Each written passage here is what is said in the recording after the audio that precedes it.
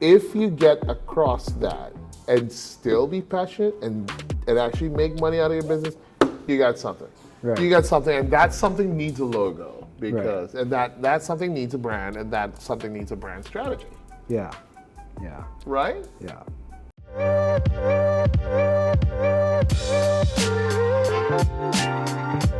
But sometimes I also do tell my clients when they do come to me, if they're at a point and it's kind of like in that transition of being a hobby to a business that they love, if they don't quite understand the strategy that they're doing, but it's working, sometimes I tell them you don't need me right now. Just keep doing what you're doing. Keep doing what you're doing, and at one point you'll need me when you get here, but not now.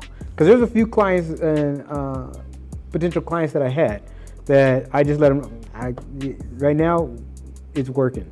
You got 5 stores or whatever, or you have a huge following. Whatever you're doing right now, it's working for you. That, for you ladies and gentlemen, is a designer with principles and values, turning down work. Well, the rest of us designers are starving, you know. Turning down work because legit, you know, when you look at a business, you're not trying to fleece them for more work, right, more projects. You're just going, look, where are you really at and what do you really need at this situation, right, at this juncture. And if we do what we're going to do, if we do what we do as an agency for you, is it really going to make sense at this stage, or does it make sense later? Having said that, however, caveat, a lot of conversations about branding going like, yeah, I just need a logo at the moment. I don't need the home. Very millennial answer.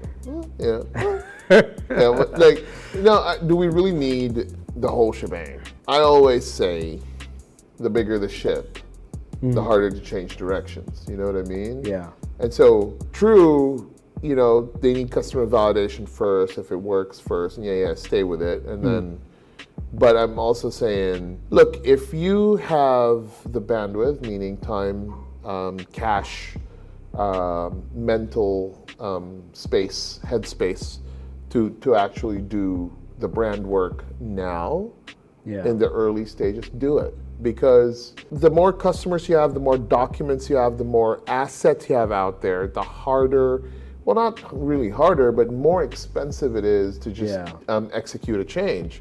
So there is value to doing it early, but also there's value in kind of waiting and seeing what sticks. Because, you know, any business idea has to be tested, right? Like the X logo for Twitter.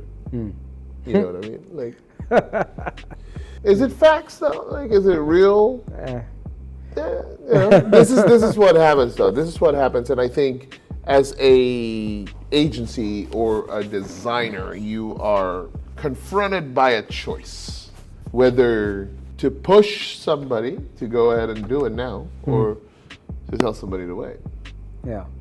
And I think both of them hold value. But at the end of the day, it's ethics. It's like business ethics. Like, are you trying to push somebody now because it's the right thing to do?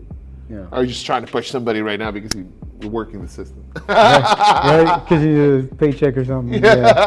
Working the system.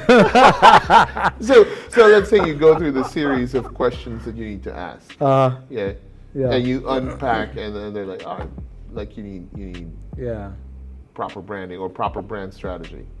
How do you explain that to me then, man? What the heck's a brand? 2 big words, brand is strategy. Like, put them together, it even gets more complex. Strategy. I'm Aaron Glean from Great Plus. We do brand strategy, and you're like, you know what I mean? It just goes over your head. Like, I'm a mom and pop store about to start my little water business. Like, what's a brand strategy, bro? Ask him. This guy. See him out in the street, in the grocery store, he's buying some veggies and stuff. He's a very healthy person. You see him, just rock up to him and go like, what's brand strategy, man? Get out of here. No, but seriously, let's try to define it for the people. Good thing I know about brand strategy, because that's not my forte.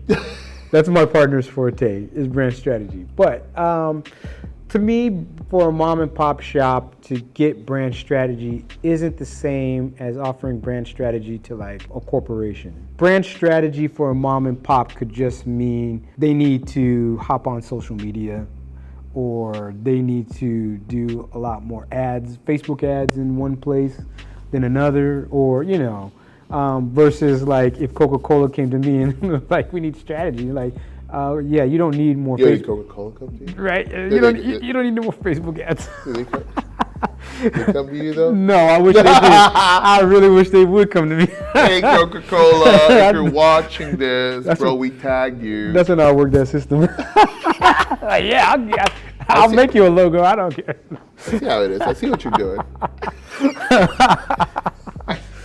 Is it Coca-Cola? Is it Coca-Cola? That's probably a Coke product. Yeah, so brand strategy for a mom and pop shop is a lot different than a corporation. For sure. And so if a mom and pop shop, which that's typically the clients that I do have, we're not going to do a whole mass of research and give them a 100-page report, you know, because what are they going to do with it, you know?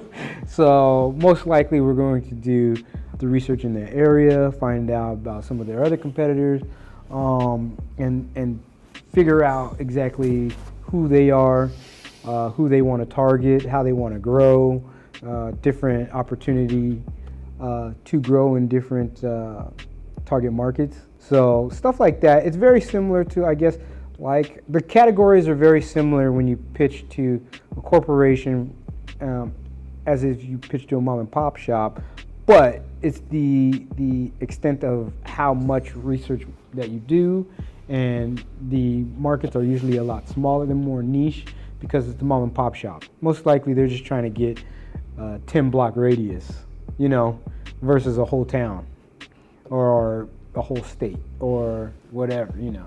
For everybody watching, he said mom and pop shop more than 3 times in that little explanation. So,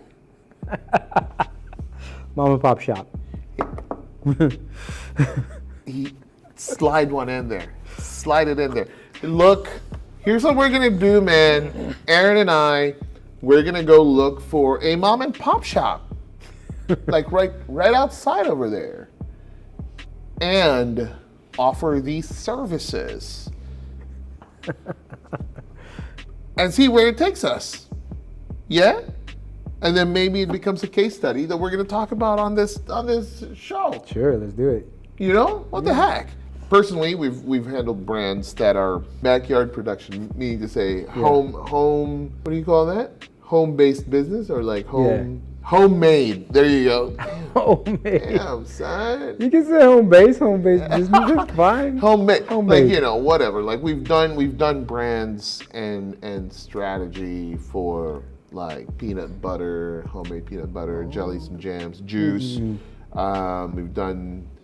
We've done like little craft things, you know, and it is very rewarding work, and it really is quite different because rather than like mapping out the trajectory of a nationwide like campaign and, you know, basically something that appeals to multiple demographics and audience types, you're really just thinking of how does this get launched out towards the right, you know, customer and hit that success marker that more often than not it's not it's nothing compared to a corporation. It's just, I want to make it into this grocery, or I want to be able to sell throughout the entire city, you know, things like that. And so you don't want to overkill it, but at the same time you also want to do it enough that it's ready and prepared for future state, you know? Yeah.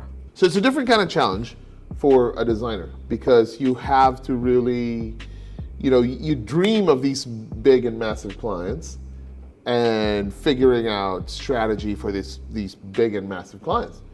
But when you whittle it down to a mom and pop shop or a home-based business or a homemade business, backyard production type business, it's a different conversation. It's a different challenge.